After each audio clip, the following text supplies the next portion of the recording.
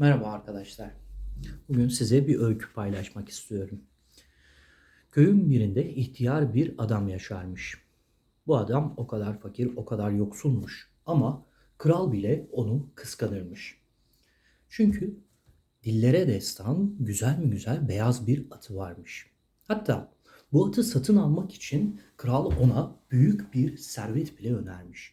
Ama ihtiyar atı satmaya yanaşmamış. Günlerden bir gün İhtiyar uyandığında at yerinde yokmuş. Bunu duyan köylüler toplanıp ihtiyarın yanına gelmişler.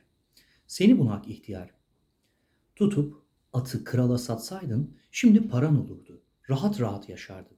Bak o atı sana bırakmadılar, çaldılar. Artık bir atın da yok, paran da yok demişler. İhtiyar, karar vermek için çok acele etmeyin. Gerçek olan tek şey şu an atımın kayıp olduğudur. Bundan ötesi sizin yorumunuz veya karar verdiğiniz bir hükümdür. Bunun gerçek olup olmadığını ancak zaman gösterir demiş. Köylüler ihtiyarın bu sözleri üzerine biraz alay edip gülüp orayı terk edip gitmişler.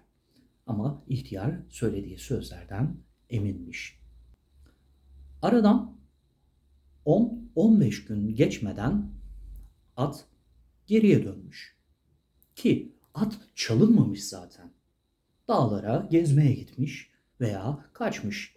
Geri dönerken de vahşi 12 tane atı peşine takıp geri getirmiş. Tabi bunu duyan köylüler hemen ihtiyarın yanına gelmişler. Meğer sen haklıymışsın ihtiyar demişler. Bir atın vardı, şimdi 12 tane atın oldu. Hadi başına talih kuşu kondu demişler.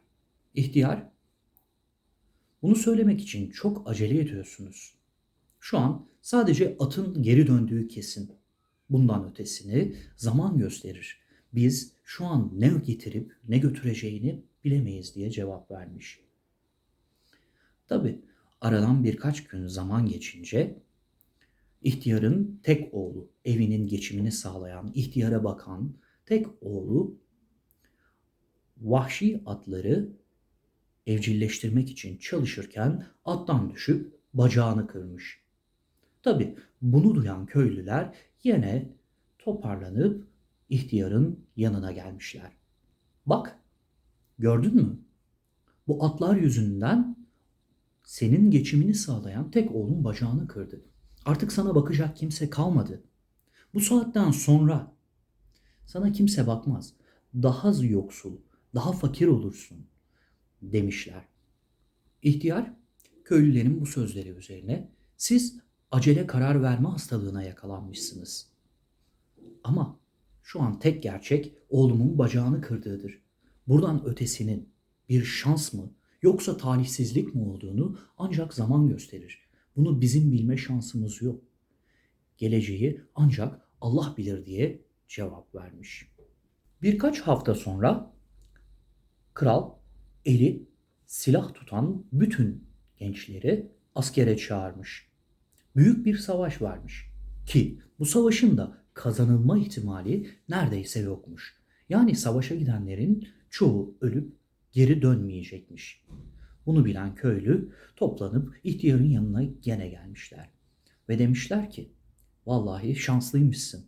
Bak oğlunun bacağı kırık olduğu için o askere gitmedi. Bizim çocuklarımız askere gitti. Belki de birçoğu geri dönemeyecek. Ama senin oğlun yanında. İhtiyar, siz erken karar vermeye devam edin. Ama tek gerçek benim oğlumun yanımda olduğu. Sizlerinkinin de askerde olduğu. Sonuçta bunun ne getireceği veya nasıl sonuçlanacağı konusunda henüz net bir şey yok. Her şeyi nasıl olacağına, ne şekilde sonuçlanacağına ancak zaman karar verir demiş. Sonuç olarak arkadaşlar acele karar vermeyin. Akıl her zaman için yaşanan olaylar üzerine düşünmeyi, onların neye hükmettiği veya nereye vardığı konusunda kararlar vermeyi gerektirir. Bazen olumsuz olaylar karşısında huzursuzluklara veya çok olumlu görünen olaylarla boş umutlara kapılmamıza neden olur. Halbuki hayat öyle bir yoldur ki biri biter, biri başlar. Umutsuzluklar ve umutlar birer kapı gibidir. Biri kapanır, biri açılır. Yeni açılacak kapılar ve umuda gidecek yollar her zaman vardır. Umudunuzu, sevginizi ve inancınızı kaybetmeyin. Beni dinlediğiniz için her birinize teşekkür ediyorum. Kanalıma abone olur, beni desteklerseniz çok mutlu olurum.